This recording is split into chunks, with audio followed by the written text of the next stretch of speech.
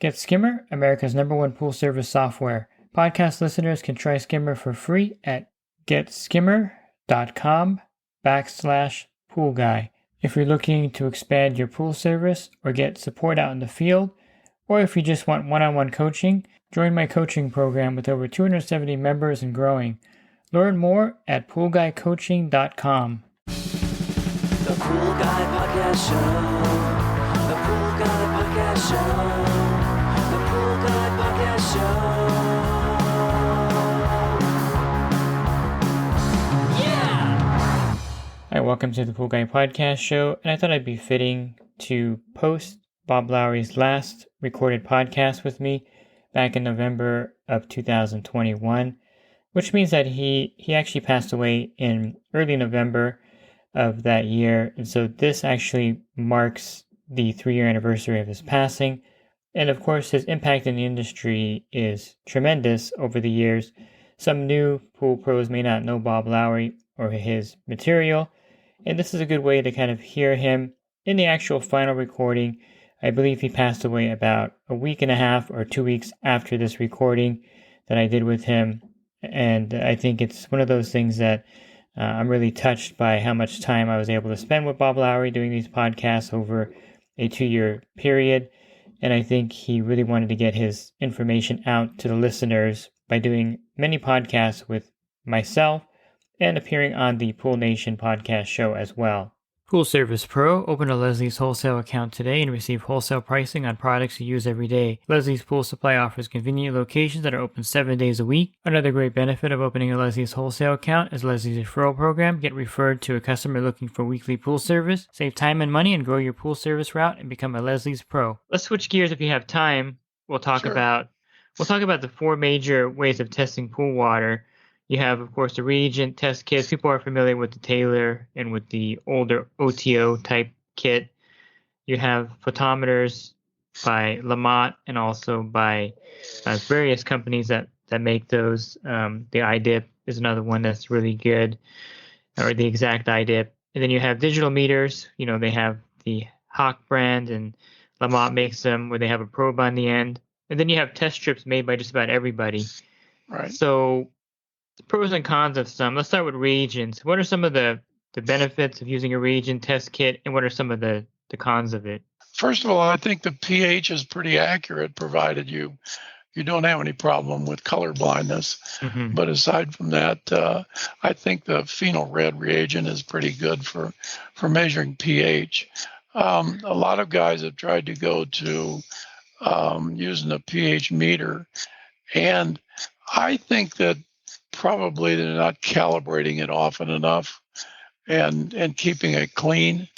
You know, it's difficult when you're going to 8 to 10 pools a day and to keep some of your equipment kind of free of, you know, it's kind of an extra step to rinse it off and wipe it off and stuff like that. Uh-huh. I know pool guys are always in a hurry. They dip that thing in there and, you know, shake it off and put it back and carry it to the next pool and do the same thing. And eventually it starts to give a bad reading. And you think you've got a good reading because you got an instrument, when in fact it needs to be calibrated. So, and I think the calibration might last for a week, mm-hmm. Depending on how you know, what you do with the device, you know, how you store it just overnight, where you keep it and things like that. But anyway, phenol red is pretty good. It's probably more accurate than a meter for what we're doing. I think that the DPD is a great reagent for measuring free chlorine. It is subject to, by the way, giving you a false reading if you're looking only for chlorine. And the reason is that any oxidizer you put in the pool, whether it's a non-chlorine shock, ozone, AOP, any of those things, will react with DPD and show up as a reading. So you need to make sure that you're aware of that. If you have added a non-chlorine shock and then you do a DPD test, you're getting an interference or getting a false reading that's high because the oxidizer is reacting with the DPD. And the FAS DPD reagent, it still is DPD, but because you can count the drops, it's really accurate for measuring down to even 0.2 parts per million of chlorine, and that makes it pretty accurate. It makes it a little time consuming, but it makes it pretty accurate. So alkalinity is much more accurate with a drop count test kit than it is with strips or even like the spin touch type thing. That's not a titration on the spin touch or a drop count. It's a reaction with a whole nother reagent. So I don't think that the alkalinity on those is as good as doing a drop count where you actually know what the alkalinity is, because you're doing the titration. You're counting the drops. So I think they're more accurate than other methods. I do think that the electronic readers, the photometers, whether it's from ITS or Lamont with their Q or color Q, they're all photometers, and they all read better than your eyes will. They are a better method of measuring than your eyes can do, because you're looking at shades and it's electronically doing it. So their reader can probably read 16 million colors, and your eyes can read about 50,000. So and what about, I know that a lot of the photometers now use the little tablets for alkalinity and calcium hardness.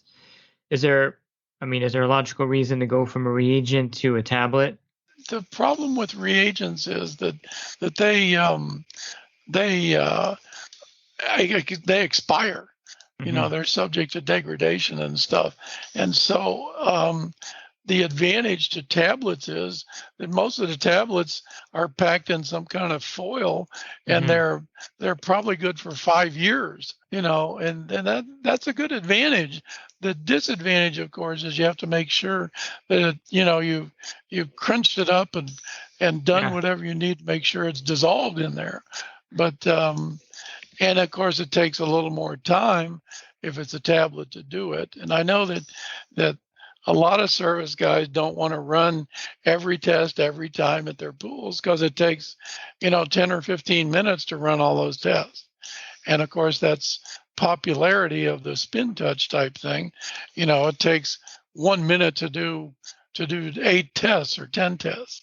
There's an advantage to that. But strips to me have had a problem, and they're getting better all the time. But the problem has been that the pad itself is about a 1/4 inch square, and at the edges you can get a different color than in the middle. And so it's not a uniform color all the way across that, and increments of color change are not enough for most people like me to determine whether is that 80 parts per million or 90 parts or 100 parts per million of alkalinity. There's very little difference in there.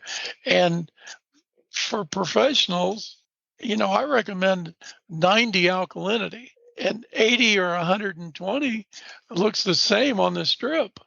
So how do you know?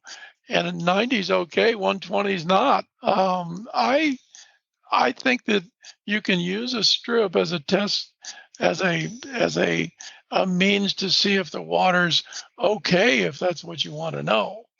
But if you really want to know what the readings are, you can't use strips to get it. I guess we should also mention that for the hardness, it's total hardness and not calcium hardness on a test strip. That's correct. All test strips measure total hardness and not calcium hardness. And that can be a significant difference, because there can be a lot of magnesium in certain waters and give you a reading that's total hardness that's really high. Yeah, so that's a factor too. And back to the digital meters, I think you mentioned that most pool guys aren't going to calibrate their pH meters, and they're certainly probably not going to keep them in pH 4 solution out there on the route.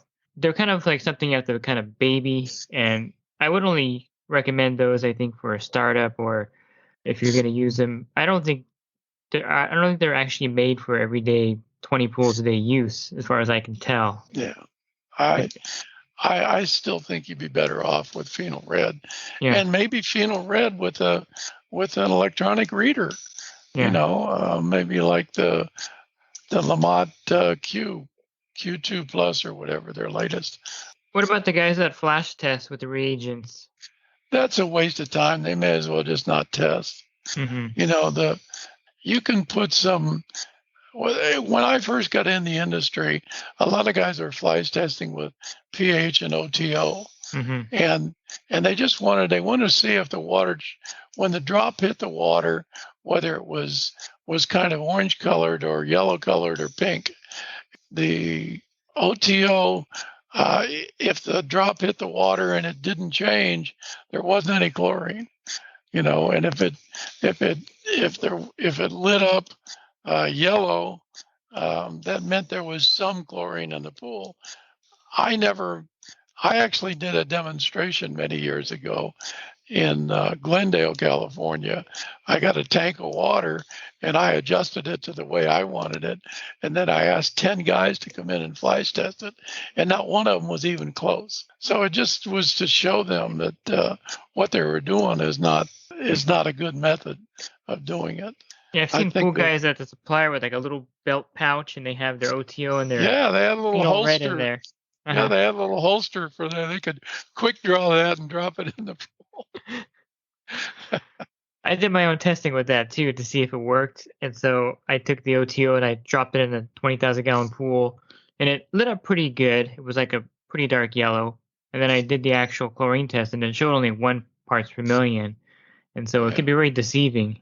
Yeah, it can be. So, yeah, you can tell if there's chlorine or not is about the only thing you can tell. But the strips do have some advantages. There are some strips out there that have a wider pH range. Some of them have.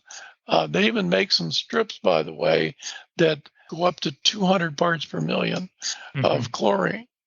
And so it may be something that you want to keep a few of those around, keep them in the foil and store them someplace. Because if you overchlorinate a pool, you can use that strip to see how high it really is. So there are some strips that do that. I think that you should have something that is good, like a Taylor. If you're looking for speed, maybe something like the Q or the eye test or the ITS. The exact ITS. Yeah, those are good too, by the way. But I think the reason why the ITS testers look like they're not as good as the Color Q is that they use an exact strip. It's not a test strip, but it's a delivery system for the reagent. Yeah. And so you put the strip in there and wave it back and forth, and that's just to get the reagent from the strip into the water. And then you push the button and it reads it. But again, that's one test, one strip, however long it takes. It takes 2 minutes to do each test. And I know that guys are in a hurry when they go to a pool, and spending 10 or 15 minutes testing the water is not what they want to do. That's the drawback with the photometers is the time, unless you get to spin touch, which again does, the 10 test factors in 60 seconds. But as far as speed and affordability, I think the reagent testers, the refills on reagents are highly affordable, and to do the drop test is pretty quick. Well, and most guys, I think they probably just do the main 3 when they get there. Yeah. They do pH, alkalinity, and chlorine. And the other tests, they test maybe once a month or something. They test for cyanuric acid and calcium hardness. And TDS, you have to have a TDS meter.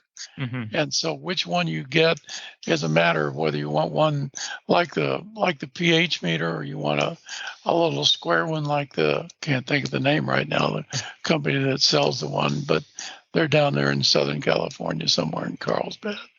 But they make little meters, and we used to sell them. They're quite accurate, but you do need a meter. And if you got salt pools, you need a salt meter. A salt meter is different than a TDS meter. They're calibrated differently. The principle is the same, but the calibration is different. And there are some salt meters with the TDS meter built together, like you can do. Yes, there switch. is. I think one's called the tracer, and it does salt or TDS. Yeah. And so you need to do that, and you need, when you're calculating the LSI, you need to put the salt level in there. So you need to make sure that you do that when you're calculating it. And I think most of the salt and TDS meters also do temperature, and so you need that for the LSI too. Right. I think the basic principle here is you need a range of testers. You may need some digital meters for TDS, salinity, and temperature. You may need to have a photometer, and you definitely need a reagent test kit because those are very affordable to test with. And then you're probably going to need test strips. So I guess you're going to need all of them at one point. Yeah, you're going to need them all, and don't forget that you really do need copper and iron tests also. Yeah. And I talk to guys a lot, and a lot of guys don't have that. And then they say, I got a stain in my pool, and I go, well, you could have prevented that, because when the total of copper and iron together reaches 0.4 parts per million or higher, you can cause staining. So you can predict whether the water is going to do that. All you have to do is periodically measure iron and copper in the pool. And if it's getting up near 0.4, take one of those see you later bags and throw it in the skimmer.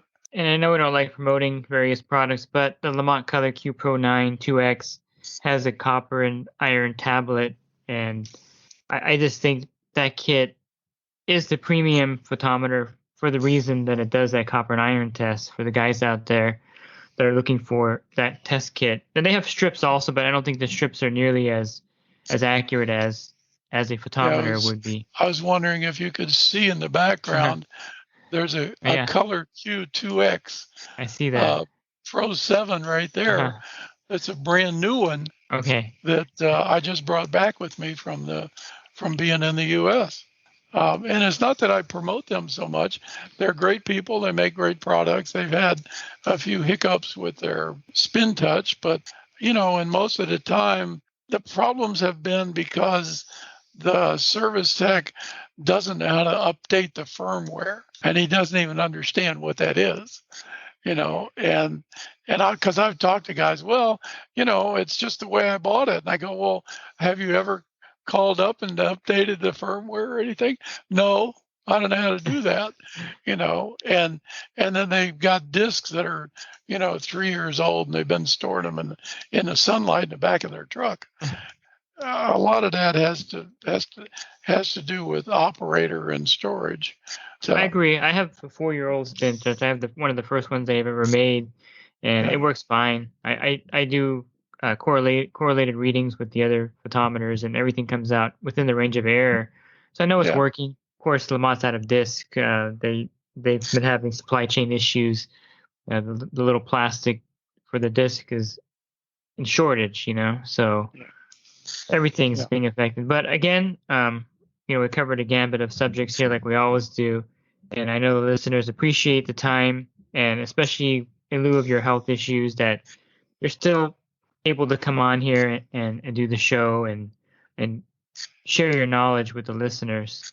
Well, I've been fortunate throughout not all of my life, because I didn't actually get in the pool industry till I was, 27 or 28 or something like that. So I didn't really have the passion, but the fire got lit when I first got in the pool industry, and it's stayed lit. And I've been fortunate to go to work every day doing something that I really enjoyed, that I love doing, and it's my passion and my livelihood. And I really do enjoy studying water and figuring things out and doing stuff like that. So it's it's not so much work. And I'm sure that other guys that have the same problems that I'm faced with now with my health would probably just say, well, why are you working? And my answer is because it's what I like doing, and it's why I get up in the morning. I get up every day and come in here to my computer and write articles and talk to people and do stuff all day long. And all of it has to do with water and passing along my knowledge to people that want it and need it. I have a way of getting that knowledge to people that's easy for them to understand. Of course, if you're looking for other podcasts that I did with Bob Lowry, you can go to my website, swimmingpoollearning.com. On the banner is a podcast icon. Click on that, and then there'll be a search box on the podcast site. Then you could type in Bob Lowry, and that's Bob, Lowry, and then all the podcasts I recorded with Bob Lowry should pop up there on that site. Looking for my coaching program, you can learn more about that at poolguycoaching.com. Thanks for listening to this podcast. Have a great rest of your week, and God bless. Real quick, if you're not using pool service software, try Skimmer free for 30 days at getskimmer.com/poolguy. Again, that's getskimmer.com/poolguy. Skimmer, everything you need to run your pool service business all in one app.